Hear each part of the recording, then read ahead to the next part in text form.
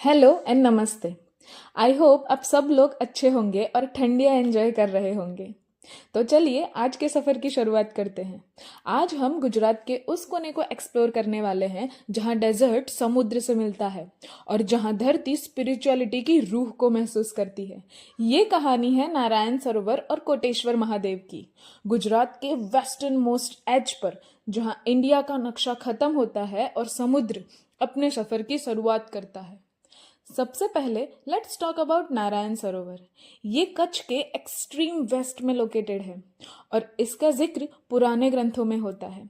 ये माना जाता है कि भारत के 7 पवित्र सरोवरों में से एक है ये।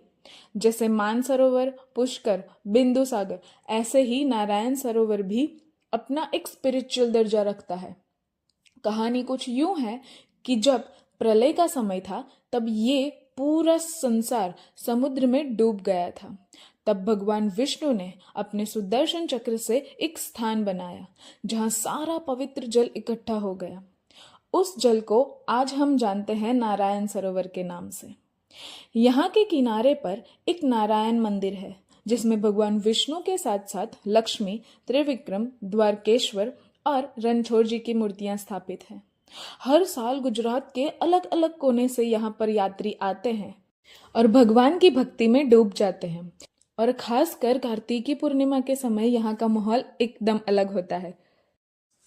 Now let's move to Koteshwar Mahadev. बस नारायण सरोवर से कुछ ही दूर है ये कोटेश्वर महादेव का मंदिर। ये जगह लिटरली समुद्र के बिल्कुल किनारे पर है।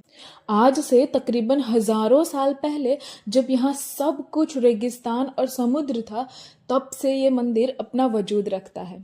लोक कथा कुछ यूं बताती है कि रावण ने भगवान शिव से एक शिवलिंग की मांग करी थी जो एकदम पवित्र और शक्तिशाली था।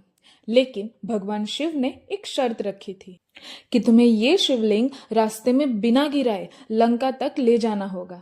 पर रावण ने बीच रास्ते में ही इसे यहाँ पर रख दिया और वो यहीं स्थापित हो गया। तब से ये स्थान कोटेश्वर महादेव के नाम से जाना जाता है।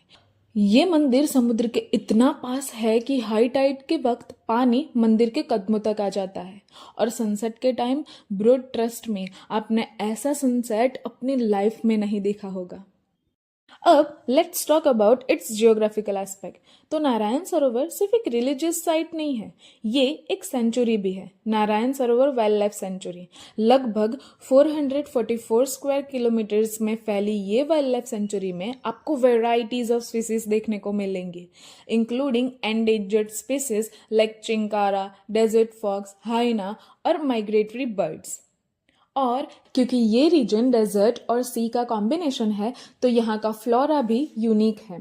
थॉर्नी बुशेस, सलाइन सॉइल के प्लांट्स और एकदम रॉ लैंडस्केप। यही वजह है कि ट्रैवलर्स के लिए ये एक एडवेंचर पॉइंट भी बन गया है। नाउ अगर आपने वो पावागढ़ और चांपानेर वाला वीडियो देखा हो तो वहाँ हमने बात करी थी कि कैसे गुजरात के हर कोने में स्पिरिचुअलिटी, इतिहास के साथ साथ एडवेंचर भी भरा हुआ है। अब सोचो, पावागढ़ एंड चांपानेर जहाँ स्पिरिचुअलिटी एंड हेरिटेज दोनों है, और दूसरी तरफ ये नारायण सरोवर जहाँ डेजर्ट एंड समुद्र मिलते हैं। ये सभी मिलकर ही तो बताते हैं कि गुजरात, अरे सिर्फ गुजरात ही क्यों, अपना पूरा देश कितना डाइवर्स है। So let me take a pause here because that's it from my side. अब अगर आपका प्लान कभी यहाँ आने का बने तो here are some travel tips. अगर लोकेशन की बात करें तो ये भुज से लगभग 150-160 किलोमीटर दूर है। रोड कंडीशंस बहुत अच्छी हैं, but be ready for long drive with some music. अब अगर घूमने का प्लान बन रहा है तो विंटर के मंथ्स में ही बनना चाहिए क्योंकि विंटर के मौसम की बात ही कुछ अलग है। अब स्टे के लिए मंदिर के आसपास बेसिक धर्मशाला और लॉजेस मिल जाएंगे। एंड हाँ, important tip, don't forget to carry your ID proofs क्योंकि ये रीजन बॉर्डर के बहुत नज़दीक है, तो कभी कभी once in a while BSF की चेकिंग भी हो जाती है। So let's end this video here. अगले सफर में फिर मिलेंगे। Till then take care of your selves and keep smiling. हर हर महादेव। एंड हाँ, don't forget to subscribe and share this video.